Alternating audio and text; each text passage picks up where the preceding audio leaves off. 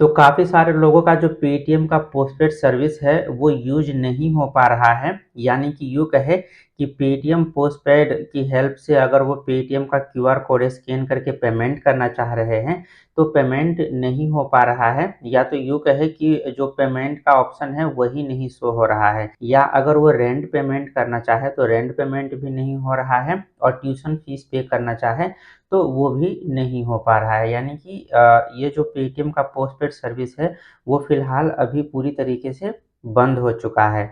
तो ये जो पेटीएम का पोस्टपेड का सर्विस है वो अचानक से, यानी कि 1 दिसंबर से ये बंद होने के पीछे की वजह क्या हो सकती है, इस वीडियो में हम डिटेल में जानेंगे। मैंने काफ़ी सारे गूगल पे आर्टिकल पढ़े इससे रिलेटेड कि पेटीएम का पोस्टपेड सर्विस है वो वर्क क्यों नहीं कर रहे हैं। इस पे जो है, यानी कि पेटीएम पोस्टपेड सर्विस के ऊपर ट्विटर पे भी काफ़ी ट्रेंड हुए थे, जो है ये पेटीएम का पोस्टपेड सर्विस अचानक से बंद क्यों हो गया। तो उससे और पेटीएम का जो चैटबॉट आता है, मैंने उनसे भी जो है वो कुछ एसएमएस पे बातें किए थे, तो मुझे कुछ पॉइंट्स मिले हैं पेटीएम पोस्टपेड सर्विस के बंद होने के, तो मैं वो आपसे इस वीडियो में शेयर करने वाला हूँ। मैंने पहले से जो है इस वीडियो को बनाने के लिए सारे प्रिपरेशन कर रखे हैं। तो सबसे पहला जो इस पेटीएम पोस्टपेड सर्विस के बंद होने के पीछे की वजह जो बताए जा रहे हैं मोस्टली लोगों के द्वारा, जो भी एक्सपर्ट है इस फील्ड में, वो ये कि वो बता रहे हैं कि एमडीआर, यानी कि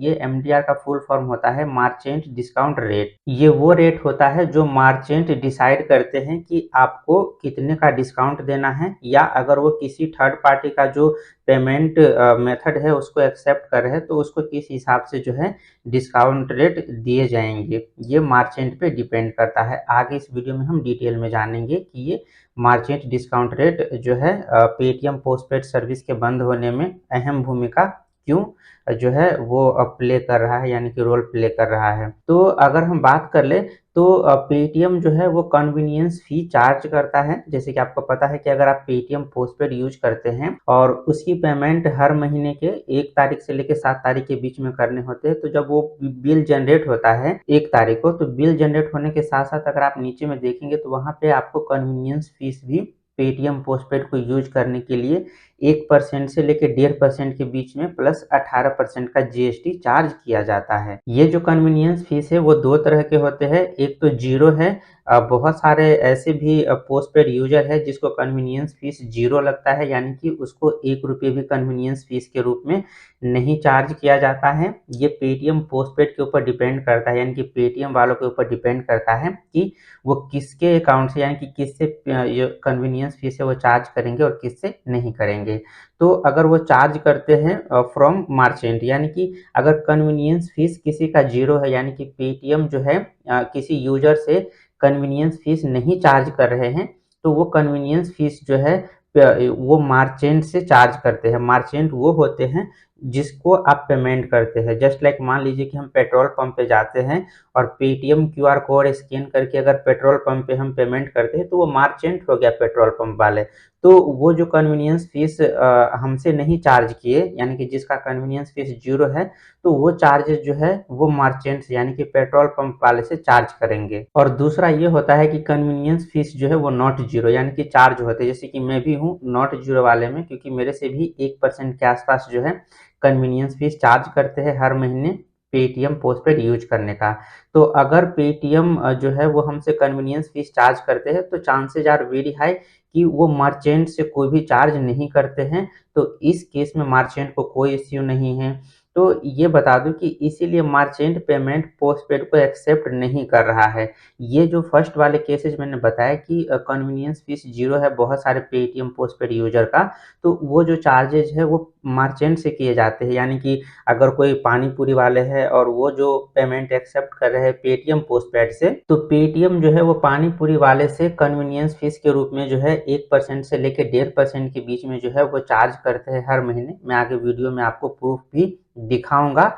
जिसका कन्वीनियंस फीस ज़ीरो है उसका पोस्टपेड प्रॉपर्ली वर्क कर रहा है। तो मैं आपको अभी बता दूं कि बहुत सारे ऐसे भी लोग हैं, मैंने अभी शाम को ही एक जो मैंने वीडियो भी अपलोड किया था एक शॉप पे गया था, किराने शॉप पे, और मैंने बिस्किट खरीदा था, तो वहाँ पे मैंने पेटीएम पोस्टपेड से ही पेमेंट किया था, तो उसका एक्सेप्ट हो रहा था। तो ये पूरी तरीके से बंद नहीं हुआ है, इस गलतफहमी में आप मत रहे कि पेटीएम पोस्टपेड जो है वो पूरी तरीके से बंद हो गया, नहीं हुआ है। कुछ-कुछ लोगों का अभी भी काम कर रहा है पेटीएम पोस्टपेड की सर्विस, यानी कि अगर किसी को आप पेमेंट करने जाते हैं तो वहाँ पे अभी भी एक्सेप्ट हो रहे हैं। और मैं बता दूँ, क्योंकि मर्चेंट को कोई चार्ज नहीं देना पड़ रहा है, इसीलिए वो पेटीएम पोस्टपेड को एक्सेप्ट कर रहा है। तो मैंने पहले ही बता दिया कि जहाँ पे कन्वीनियंस फीस 0 है, तो वहाँ पे तो मर्चेंट से चार्ज किए जाते हैं।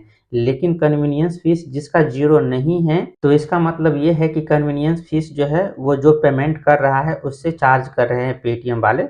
तो इस केस में मर्चेंट को कोई दिक्कत नहीं है, तो उसका पेमेंट जो है वो अभी भी मर्चेंट एक्सेप्ट कर रहे हैं, इसमें कोई दिक्कत वाली बात नहीं है। अब अगला क्वेश्चन ये आएगा कि ये तो क्यूआर कोड स्कैन की बात हो गई, तो रेंट पेमेंट भी क्यों नहीं हो पा रहा है, या फिर ट्यूशन फीस क्यों नहीं पेमेंट हो पा रहा है। तो मैं बता दूं कि अगर आप रेंट पेमेंट करते हैं या ट्यूशन फीस पेमेंट करते हैं, तो किसी न किसी थर्ड पार्टी मर्चेंट को आप करते हैं, जैसे कि आपने एसबीआई बैंक अकाउंट में सेंड किया, कोटक महिंद्रा बैंक में सेंड किया, एचडीएफसी में सेंड किया, तो पेटीएम से आपने जो है पेटीएम के पोस्टपेड का बैलेंस अपने किसी थर्ड पार्टी बैंक को ट्रांसफर करेंगे, तो वो जो कन्वीनियंस फीस है वो बैंक से चार्ज करते हैं पेटीएम वाले। तो इस हिसाब से जो बैंक वाले ने भी है, इसको भी पेमेंट एक्सेप्ट करने से जो है वो मना कर रहे हैं, और ये काफ़ी टाइम से प्रॉब्लम चल रहा था, क्योंकि मैं भी एक जो हूँ वो पेटीएम का बिजनेस चलाता हूँ, यानी कि पेटीएम बिजनेस में भी पेमेंट एक्सेप्ट करता हूँ, और मुझे भी कई बार जो है पेटीएम को फाइन के रूप में, या यूँ कहे कन्वीनियंस फीस के रूप में, हर महीने पेमेंट एक्सेप्ट करने के लिए पैसे देने पड़ते हैं। तो जो मर्चेंट बहुत बड़े लेवल पे काम करते हैं, यानी करोड़ों में काम करते हैं, तो उसको काफ़ी ज़्यादा जो है वो चार्जेज बैंक को देने, सॉरी पेटीएम को देने पड़ते हैं। तो वो इस चीज़ों को काफ़ी टाइम से जो है वो विरोध कर रहे थे। तो फाइनली अब जाके जो है पूरी तरीके से इस पे एक्शन हुआ है, और पेटीएम का पोस्टपेड सर्विस जो है अभी फिलहाल बंद कर दिया गया है। और होप पेटीएम जल्द ही मर्चेंट के साथ बातचीत करके इस प्रॉब्लम का जो है वो सॉल्यूशन निकालेंगे, और पेटीएम पोस्टपेड सर्विस को वापस से एक्टिवेट करेंगे। ये बात तो फिक्स है कि पेटीएम पोस्टपेड सर्विस है वो मार्केट में फिर से ज़रूर ही आएंगे। लेकिन मैं बता दूं कि जो पेटीएम से जुड़े हुए मर्चेंट है, करीब 1 करोड़ से भी ज़्यादा मर्चेंट जुड़े हुए, तो उनको सबके साथ नेगोशिएट करना पड़ेगा। कुछ न कुछ तो रास्ता निकालना पड़ेगा कि ये जो चार्ज पेटीएम पोस्टपेड कर रहा है मर्चेंट से, यानी कि दुकानदार से कर रहा है, तो उसको दुकानदार जो है वो बंद करवाने की डिमांड करेंगे कि हम आपको, अगर अगर कोई भी कस्टमर जो है पेटीएम पोस्टपेड से अगर पेमेंट करता है, तो हम उसकी जो चार्जेज है आपको नहीं देंगे। और ऑब्वियस सी बात है, दुकानदार को इसमें कोई गलती भी नहीं है। क्यों? क्योंकि दुकानदार के क्यूआर कोड पे अगर हम स्कैन करते हैं और पेमेंट करते हैं, तो दुकानदार हमारे मोबाइल में थोड़ा ना देखने के लिए जाता है कि हम पेमेंट जो है वो पेटीएम वॉलेट से कर रहे हैं, या फिर हम जो है वो यूपीआई से कर रहे हैं, क्रेडिट कार्ड से कर रहे हैं। वो तो हम पेमेंट कर देते हैं। अगर हम पेटीएम से कर रहे हैं, यानी कि वॉलेट से, या फिर यूपीआई से, या फिर क्रेडिट कार्ड से, तो इस केसेज में तो जो मर्चेंट है उसको कोई दिक्कत नहीं है, कोई चार्ज नहीं देना पड़ता है, बिल्कुल फ्री होता है। मैं आपको आगे प्रूफ भी दिखाऊँगा। लेकिन जैसे हम सेलेक्ट करते हैं पोस्टपेड को, तो उस हिसाब, जैसे पोस्टपेड से पेमेंट कर दिए, तो फिर मर्चेंट को चार्ज देना पड़ता है 1 से लेके 2% के बीच में।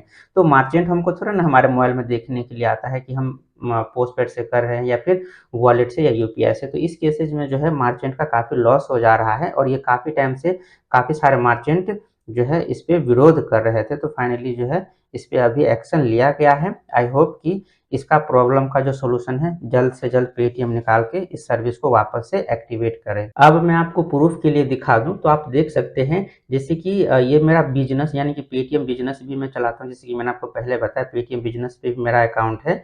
तो पेटीएम बिजनेस का मैंने ये स्क्रीनशॉट निकाल के आपको दिखा रहा हूँ। अगर कोई यूपीआई से पेमेंट कर रहा है, जैसे कि हमने क्यूआर कोड को स्कैन किया किसी भी दुकान पे, और हमने पेमेंट के लिए यूपीआई सेलेक्ट किया, तो उस केसेज में जो है वो मर्चेंट को कोई भी चार्ज नहीं देना पड़ता है, बिल्कुल फ्री है। आप यहाँ पे देख सकते हैं।